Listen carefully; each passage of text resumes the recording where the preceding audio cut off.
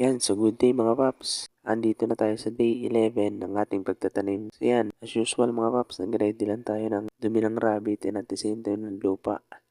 So kung mapapansin nyo, gumamit tayo ng dalawang supot. Gawa ng yung mga rooted natin na Madre de Agua medyo nalulusaw na yung mga balat nila. Baka tuluyan na kasing mabulok yung Madre de Agua natin kaya may dala-dalawa na tayo. Pinunuan lang natin ng lupa and at the same time, naglagay na rin tayo ng dumi ng rabbit. So after nun, nagdagdag na tayo ng tubig. Kinompress lang natin para medyo magkaroon ng contact yung ugat at yung yung lupa. So yan. At ito nga pala yung sponsor na hindi pa sponsor ng ating video.